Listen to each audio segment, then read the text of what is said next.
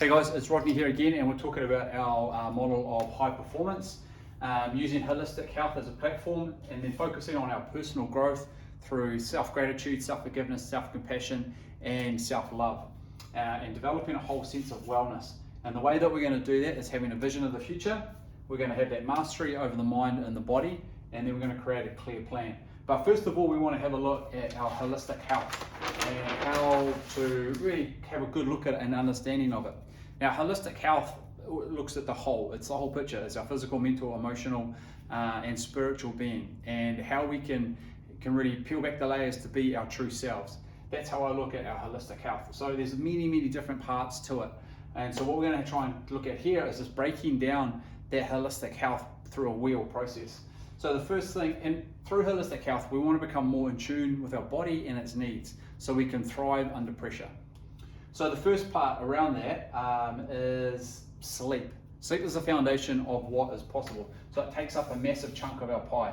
Now it's broken up into a couple of little areas. First one here is hygiene, understanding our hygiene, which is kind of like basically looking at routines and things that help with our sleep.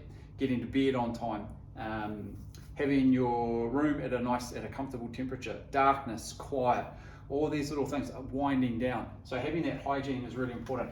There's another massive factor here, which is just no screens. The reason being is that a screen at night triggers the photoreceptors in your eyes, and it tricks you or tells you to be awake. So at 10 o'clock at night, if you're on a screen, your body is getting the signal to stay awake. It's going to be pretty hard to fall asleep after that. Then we've also got a circadian rhythm. Now, circadian rhythm becomes really important because we go through a sleep cycle at night, and the first part of that sleep cycle is when we fall into deep sleep. Now, the deep sleep is really looking at our physical repair, our digestion, and our joints and our muscles, our stem cells are all getting rejuvenated, all resting from the work that it's done during the day. The second part of that sleep happens from about 2 o'clock to 6 o'clock in the morning, is our neurological repair. It's when we get the memory consolidation, we get the learning from the day before, we get those neural networks through the brain. So that second part of the sleep is really important. And so we want to get that deep sleep, and we want to get that REM sleep. And then we can start using things to monitor our sleep, which is what part of this holistic health is going to be. It's testing and monitoring, so we can see and create awareness around each one of these aspects. So sleep, we want to be having a good look at about 7 to 8 hours. It's also variable for people. And then our high achievers are really getting up to 12 hours of sleep. That's because they need it for the physical and the mental repair. So there's our sleep. The second part of our holistic health wheel as our pillars. Now, our pillars of health are, one is actually sleep, but it's got its own section because it's that important. So what we also want to have a look at is nutrition.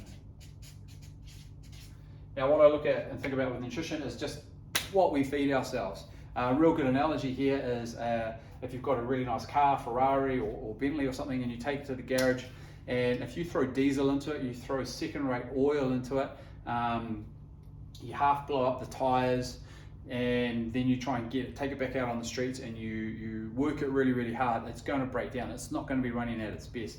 So then if you take it in, you get the right fuel, if you give it the right fuel, if you give it the right oil, give it the right petrol, and you look after it every single time, and that's like your sleep. So having nutrition is really important to fuel your body and with the right foods. Now, we can test through our blood testing to find out what's working for you, and our blood glucose. And understanding our blood glucose levels gives us a really good ability to be able to reduce inflammation and stress on the body. So nutrition is a real big factor of our pillars. Another is our movement. Now, each one of these covers quite a range of things. So in nutrition, it's also your bloods and what you eat, your timing around fasting. And so when we look at movement, we're looking at the ability of the body to move, also the posture and how our posture is. Our posture is really important because if we're sitting in a chair for a long day, as we stand up, we want to be able to have that nice straight posture and the body to be nice and supple. So it's really important to have a good strong posture because it takes care of your digestive system, takes care of your central nervous system as well. Now, if we also dive into another pillar, which is going to be adventure. Now, again, it's a broad sort of statement, that's a word that's used. Adventure is a passion, it's a hobby, it's something that brings you great joy, because having that in your life is really important to create this whole balanced wheel.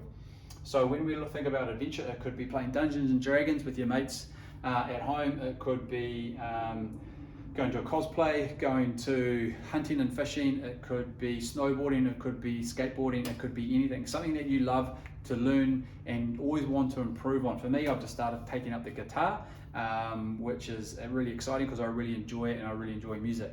So it's another part of the adventure.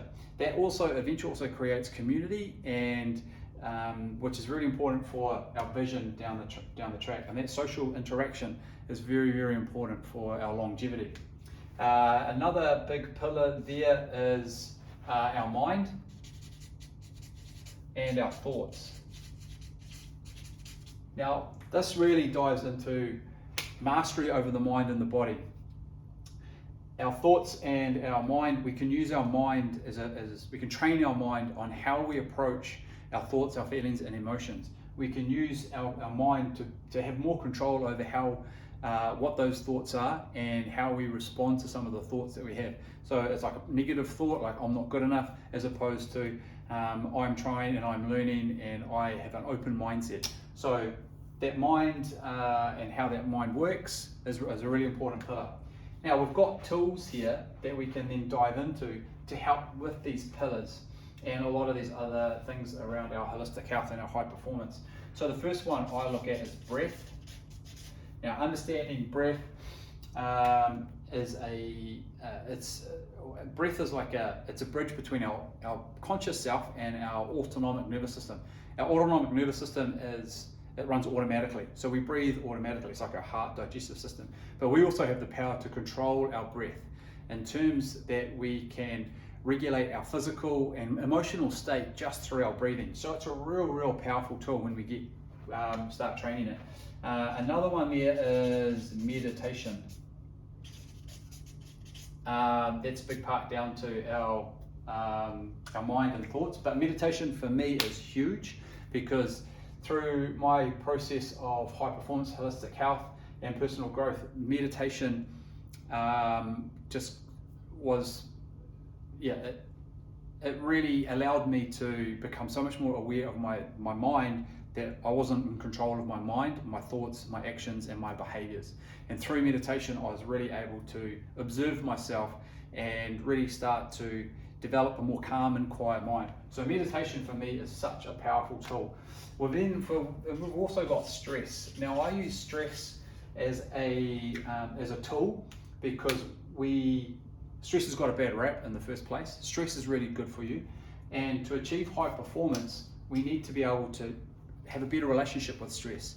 And the way that we develop that better relationship with stress is increase our stress thresholds.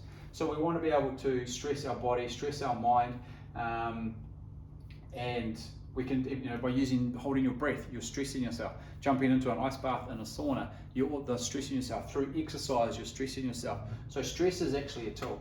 Now that moves us into the next part, which is going to be recovery. Now recovery is a major part, and it's something that is not done by many people, except for like top athletes. Because recovery, if you want to reach high performance and you want to be able to do it again and again, then you need to be able to have world-class recovery. That's like your nutrition, even your movement, your mindset. Recovery is like saunas, ice baths, Shakti mats, red lights, supplements, and all of these little things around recovery are allowing us to then get out and perform again really quickly. And that's what we want to be able to do. So we've got pillars, we've got nutrition, we've got movement, we've got adventure, we've got our mind and our thoughts, and sleep is a major part of that as well. Then we've got tools that we can use. We've got breath work, we've got meditation, we've got stress, and we've got recovery. And so then we can start moving into our vision of the future. And that's the next part. Now the vision of the future is broken down into the two parts really. One is purpose and meaning. So having purpose and meaning gives us something greater than ourselves. It's giving back, and when we start giving back, we start feeling a sense of gratitude. We start to see a lot more joy in our lives.